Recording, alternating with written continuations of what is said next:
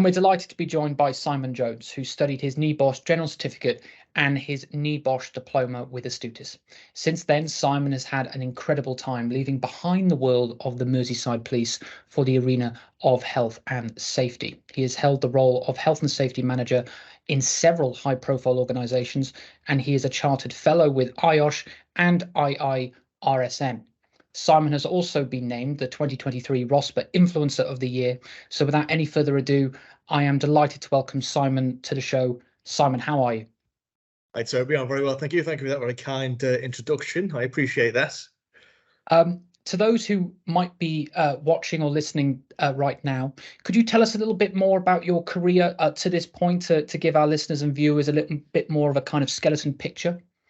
Yeah, sure. It's probably easy to start at the start. So about 10 years ago, I literally fell into my first safety role, having retired early from the Merseyside Police through injury, and I literally fell into a job at a local college. I was at the college at an open day, looking at sort of second career options and considering being a lecturer, but there was a safety manager job going at the college, and it was literally by chance through a conversation with some of the staff there that I was made aware of that job, and I applied for it, and they took a chance on me, and gave me the job, which was fantastic. I had studied at that point the NEBOSH General Certificate with Astutis, so I did have that, but I wasn't sure at that point whether I was going to do safety full time. So sort of fast forward a couple of years, I stayed there. I was there at a really fortunate time because they were building a new campus there. So there was some really large sort of tier one contractors on that I was really grateful to, that helped me with sort of construction safety. So I piggybacked on the back of that really, and learned a lot about construction safety from those. I did my diploma whilst I was at the college as well at the same time, and then what I've done is I've moved around really, various industries, just trying to sort of improve myself, work in different sectors that I found interesting. So I've worked in the rail sector, I've worked in manufacturing, I've worked in facilities management and construction, and now I'm in the healthcare sector. So I like the variety of it. So that's where I currently am. So I'm currently head of safety and environment for a company called NRS Healthcare, which are a big healthcare provider. You talked there about how you kind of engaged with the NEBOSH General Certificate, just before you started kind of thinking, okay, is this the avenue for me? Yeah. You studied it with Astutis all the way back in 2013. Yep. What was the inspiration to studying the course? Because a lot of people now that there might be 50-50 as to why they do it. Why did you do the NEBOSH General Certificate? I did it because I wanted to keep my options open. So this was like a second career sort of for me, and I did it because I still wanted to do something that involved helping people and something that would make a difference. I didn't want to work in the criminal justice sector at all, but I still wanted to do something that I felt would be sort of almost like another vocational role, and being able to sort of help people. Also the legislation aspect of it suited me, and I'd done some work and some investigations with the HSC anyway, so it sort of seemed a path, not necessarily a natural path, but it was certainly a path that didn't seem a million miles away from what I'd done before, so that's why I did it. And I've asked this question to a lot of learners. I've had a lot of different answers, ranging from extremely difficult to walk in the park. How was the course for you? So it was in the early days, this of Astutis in general. I found some aspects of it pretty easy. The legislation aspect of it I didn't find particularly difficult, and that's always been the most interesting to me anyway. It was the controls aspect were probably a little bit more tricky, so I went out to a couple of workplaces so I could sort of put some of what I was learning into practice. So it's a broad syllabus, the general. So I went out and sort of put a bit of that into practice so I could understand maybe a little bit, for example, about machine safety. So I went to my dad's like workplace and look, and well, what does that actually look like? A lot of it I could understand, but little things like that really help putting the the theory into practice, especially if you're not from certain industries. I think Right. that helped me, and it sorry me, that helped me anyway. And there was a little bit of time, as you said, between you sitting the general certificate and the diploma. Yeah. Um, you studied the diploma. Why did you decide to kind of double down there with that? Because that is a hefty financial and Yeah. time investment there. Yeah, so I self-funded the diploma because I knew, having sort of decided that I was going to go into safety as a full-time career, that the diploma was like the gold standard really of what you needed to progress. And having done it, it is a lot more in depth, and it teaches you a lot more to be like a full, certainly for the more senior roles, the general certificate, in my opinion, isn't really enough. So I did the diploma for that reason. There was elements of it that I thought I will probably never use this because it's not something I'm particularly interested in. For example, certain things like chemical safety, I knew I was never really going to go and Right. work in the chemical sector. However, I've got a working knowledge of it. But a lot of it I found really, really helpful and really useful. Again, the legislation bits are really in depth. I found that really interesting. I found it's much more in depth as a study piece. And I was going to naturally just ask you how it was, but I feel like you answered it there a lot more in depth, and covering a wide berth, would you say? Yeah, it is. It's the general sort of syllabus as well, but it's much more expanded on. You may just touch on the general certificate a topic. The diploma, you're going into a lot of detail about it. There's extra stuff in it as well. It is quite significant an undertaking, and I personally think to do the diploma and be successful, you'd probably have to be working in a safety role. I think it'd be quite difficult to study at that level if you're not already doing it. The general one you could probably get away with Right. being maybe in an operational role, but I think for the diploma, if you're not in a safety role, it'll be quite hard to put that learning into practice and certainly evidence it at the end when you've got to do your final assessments. Well, it's been some time since you've acquired those accreditations, and Yeah. one of the kind of questions I love to ask, our previous learners is how they've been able to articulate it and utilize those accreditations, that understanding, that Yeah. knowledge into practice for their career. How have you been able to do so, would you say? It opens doors. It opens doors to you for careers and progression. It opens doors to get other sort of accreditations. Like if you want to become chartered with IOSH, for example, you've got to have attained a certain level, of professional qualification. And I was always keen on that. So I did a lot of research around, well, what is the sort of trajectory of a Right. safety career. So that's how I looked at it. It also, if you're thinking about being the competent person for an organization, it adds a bit of sort of kudos to you and a bit of gravitas that you can operate effectively and do the job that you're being paid for to do it properly. And I think that's where people like me, people who have maybe come from maybe ex-military as well, where we're transitioning from one career to another, it just you've almost got a career path there that's sort of laid on through Right. getting qualification, getting accreditation. You can open up a completely new career world here, like I did. Well, that kind of tailors quite nicely into my next question, because the idea of pursuing a new career like you did would be quite daunting. And to those watching or might be listening who are kind of 50-50 about whether they want a career in health and safety, maybe they're very much like you, they're maybe thinking there could be a potential change here. Would you say that the health and safety industry as a career is a rewarding one? What would you say to those individuals who might be on the fence a bit?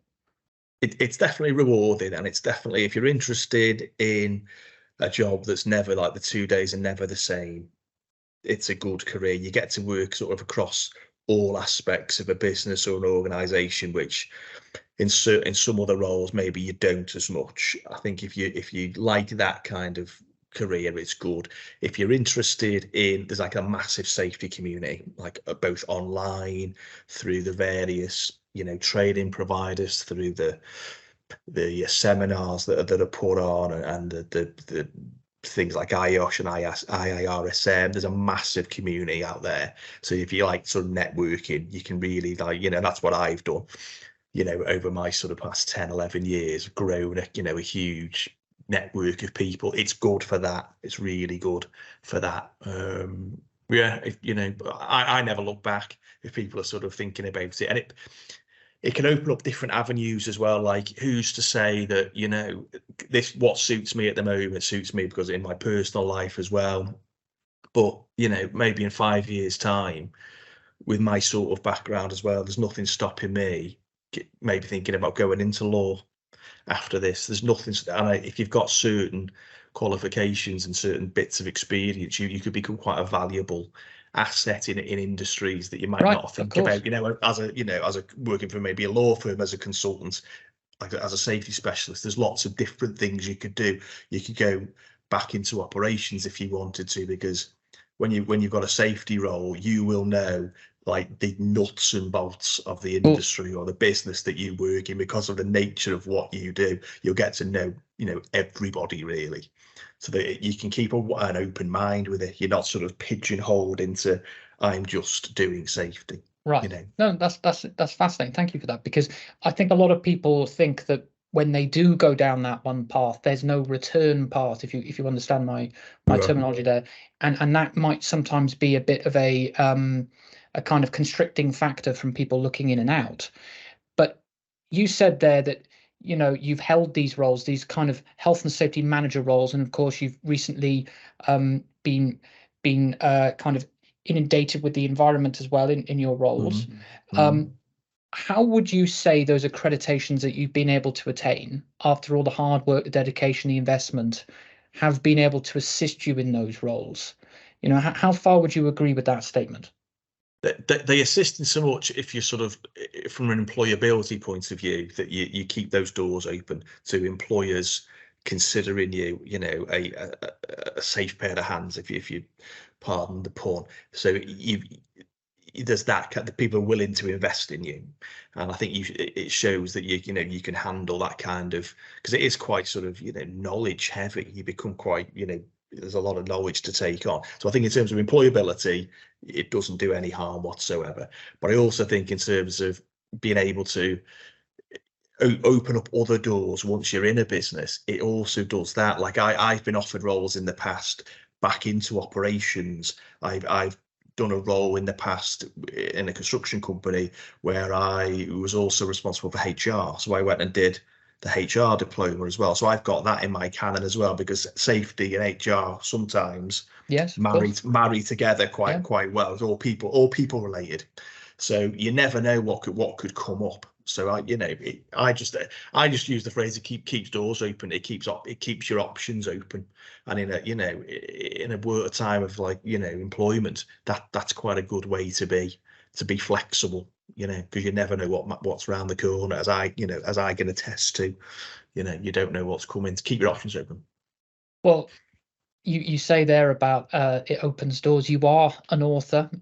You are a very, very well prized author. You wrote The Safety Salesman, followed by its successor, The Safety Salesman Big Mouth Writes Again. They're both available on Amazon. There will be links to the items in the description for the video below. But I do have to ask, because obviously a huge part, and I would like to say I love the first book. I haven't been able to get around to the second one yet. I might send it to you for a signature. But I was going to ask, how easy is it to get that kind of investment if you are that health and safety manager into a business? And I'm sure you've been asked this millions of times, but how easy is it to get that buy-in? What is it that people in your position have to do to get that kind of investment? you've got to almost go back to basics and think about maybe the first 2 or 3 pages of learning that come in, like the NEBOSH General Certificate. And I mean this when they talk about, you know, economic, social, and moral obligations, and use that and leverage those 3 ideas as best you can, with people above and people below. But I always use those 3 things and I keep them like locked in my mind, that I'm trying to sell ideas or sell an initiative. I might go down the legal route if that works and say, well, there's, you know, there's legislation XYZ that we're missing that we need to, you know, comply with. But I might marry that a little bit with, well, we've got a moral obligation here. Let's say it could be in response to accidents that have happened, and I might use a bit of that. I might say, do you know what, we could save a load of money here by doing this. We might have to invest some money, but in the long term, we're going to save it. And it's those 3 things, and that's really early on in any safety, you know, any NEBOSH qualification, that page is there. And it's a little Venn diagram. Never ever lose sight of that, because those 3 things, you know, you can use a lot, and you can develop them like that. I just keep it simple like that, and that's what I do. Out of curiosity, how many times would you say in your career you've made a proposal to the higher ups in an organization that you might find yourself in, and you have been just vehemently denied, even though you've presented categoric evidence or maybe a definitive argument like you would say there? A couple of times it's people haven't seen the value of it, maybe, or you'll often get, if you go into a role, well, it's never been brought up as an issue before. That's generally what you come up against, or, you know, Okay. we've always done it this way, and that's what I've had. I've never had outright, you know, no, but I've had that. So that's where you've got to, you know, you've got to use your skills to say, well, actually, you know, I'm just going to present this in this way to you. You know, give them some thinking time and go at it that way. But I've had more of that. It was never brought up as an issue before, rather than no.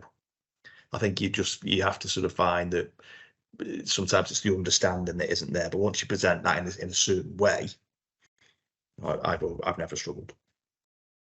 If there was someone watching this who finds themselves in a position like you may have been in the past, a health and safety manager role, and they're struggling to get that buy-in, maybe, for example, they need, for their organization to be safe, about 15 individuals to be put on maybe the NEBOSH General Certificate. Yep. But the organization doesn't want that kind of level of investment. They don't want to fork out that amount of money. Yep. What advice, other than the advice you've just previously given there, would you say is essential to try and get that buy-in? So I use a phrase, and it is an unashamed book plug here. I say zigzag to get there. Now, it may be the case that 15 people need the training, but it may be the case that you have to take that in bite-sized chunks, because 15 people is a significant investment, and you might have 15 people as your long-term plan, but it might be that you get round it and go, well, we'll do 5 first, then we'll do another 5, and then, do you know what I mean? Think about ways in which you can cut it up. You've got to be like quite commercially savvy, especially now in like the modern world of work. It's not just enough to be technically proficient in safety. You've got to really understand a bit about the business as well. So if you think about it in that sort of way and zigzag a bit to get there, you know, and understand what the conflicting priorities may or may not be, I think in the end you'll get to where you want to go. But if you're very rigid, you know, I need 15 people, and not, you know, sometimes you can hit those sort of brick walls. So it's about compromise. It is compromise. It's right. Just it's moving, ebbing and flowing with it. That's how to do it. Well, I'm sure people watching this would have found that extremely useful. So I do thank you for that. And no wonder, because you have recently been awarded the 2023 RoSPA Influencer of the Year. How is it to hear that out loud? For a 44-year-old man to be called an influencer, it's quite surreal, to be honest, because I'm not entirely sure what it means. But no, it was lovely. It was lovely to have it from them, we've done a lot of work at NRS with their Fall Fighters program, RoSPA's Fall Fighters programs. That was fantastic to be recognised through that, and it's good for me in terms of, because I do a lot of mentoring, so outside of my role, and it's good for like my profile to you know, that's helped bring in other people that might not necessarily have known about me. So I've supported people outside of maybe my usual network. So it's been really good for that, and it's lovely. It's a lovely bit of recognition. Well, finally, you've been a very, very nice guest. Honestly, we've been trying to get you on for such a long time, Simon. So thank you very much for giving us your time. Finally, what is next for Simon Jones? What can your fans, your readership fans, look forward to next? Well, 2024 will see the release of book number 3, which is called Safe Ways, Here We Come. So it's still in the Safety Salesman sort of series. So that's ongoing. So look out for that. More mentoring will be on the go next year. I've got a number of people who are just finishing with me now and achieving their sort of goals. So I'll be doing a bit of that. And other than that, sort of within work, we've got a brand new team really. So next year will be a lot of consolidation of our team and move forward through 2024 and try and bring the company some success. Well, thank you ever so much for your time today, Simon. It's been an absolute delight to speak to you. I will crack on with book 2, and hopefully we'll get a signature from you in the near future. Thank you ever so much for your time. You're very welcome. Thank you.